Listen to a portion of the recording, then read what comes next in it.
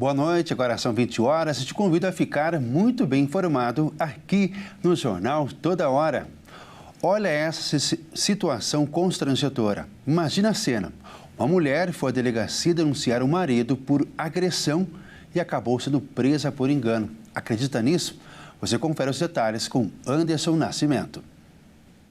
Uma mulher foi presa por engano no último domingo em Petrópolis, na região serrana do Rio de Janeiro, depois de procurar a delegacia para denunciar o marido por agressão e pedir medidas protetivas. Débora Cristina da Silva Damasceno, de 42 anos, passou 3 dias presa e foi liberada nesta terça-feira depois da justiça reconhecer o erro. Ela foi confundida com uma mulher procurada por tráfico de drogas. Os nomes são quase iguais, mas a foragida da justiça é de Minas Gerais, para onde Débora nunca viajou, e 8 anos mais nova. O registro de ocorrência indica que a vítima chegou machucada à delegacia e, mesmo assim, recebeu voz de prisão. Na audiência de custódia, a justiça finalmente identificou o erro e mandou soltar a mulher.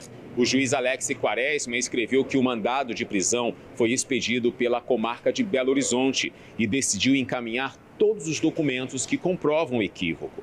A Justiça Mineira, então, expediu uma certidão confirmando que houve erro ao incluir o sobrenome Silva no mandado de prisão contra Débora de Minas Gerais e determinou a soltura da presa por engano.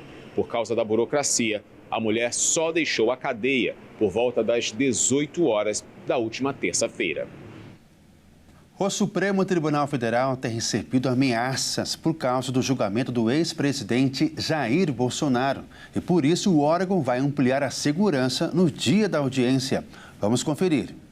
O Supremo Tribunal Federal, o STF, vai ampliar a segurança da corte no dia do julgamento do ex-presidente Jair Bolsonaro. O órgão decidiu fazer um planejamento por causa das diversas ameaças recebidas por telefone e e-mail desde o dia em que o julgamento de Bolsonaro foi marcado. No dia da audiência, o plano vai contar com o reforço da Polícia Militar no entorno do prédio e a limitação do número de pessoas nas dependências do Supremo Tribunal Federal. Além disso, o órgão vai criar um plano para evitar ataques cibernéticos. O julgamento de Jair Bolsonaro vai acontecer na primeira turma do STF, em 3 sessões, 2 no dia 25 e outra no dia 26 de março. O ex-presidente e outras 7 pessoas foram denunciadas por envolvimento em um suposto plano de golpe de Estado. Caso a denúncia seja aceita, devem responder penalmente pelas ações na corte.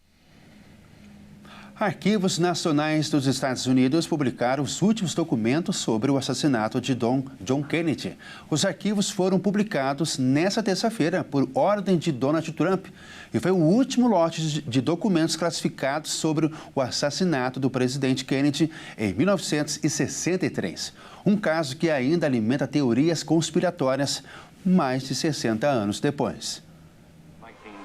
Os arquivos nacionais dos Estados Unidos publicaram o último lote de documentos classificados sobre o assassinato do presidente John F. Kennedy em 1963. O caso, que ainda alimenta teorias conspiratórias mais de 60 anos depois, foi trazido novamente à tona por ordem do presidente Donald Trump, que poucos dias após retornar à Casa Branca, emitiu uma ordem executiva que dispõe a publicação sem censura dos arquivos relacionados com os assassinatos de Kennedy, seu irmão Robert F. Kennedy e do líder de direitos civis Martin Luther King Jr. A agência publicou nas últimas décadas milhões de páginas de registros sobre o homicídio do então presidente Kennedy em novembro de 1963, mas milhares de documentos permaneciam sob sigilo a pedido da Agência Central de Inteligência e do FBI, por razões de segurança nacional. A Comissão Warren, que investigou o assassinato do carismático presidente de 46 anos em Dallas, Texas, determinou que o crime foi cometido por um ex-franco-atirador dos fuzileiros navais, Lee Harvey Oswald, que agiu sozinho. Mas não conseguiu eliminar as teorias da conspiração, que especulam com um complô. A lenta divulgação dos arquivos governamentais alimentou essas teorias, bem como livros e filmes que apontaram o dedo contra os rivais da Guerra Fria, União Soviética e Cuba, a máfia e até mesmo o vice-presidente Lyndon Johnson. Os especialistas em Kennedy estimam que os documentos restantes provavelmente não contêm revelações impactantes, nem vão colocar um ponto final nas teorias da conspiração sobre o assassinato do 35º presidente dos Estados Unidos. Oswald foi assassinado a tiros 2 dias depois de matar Kennedy pelo dono de um clube noturno, Jack Ruby, durante uma transferência de presos. Muitos dos registros que já foram publicados eram documentos de inteligência brutos, incluindo resultados de relatórios de agentes do FBI seguindo pistas improdutivas.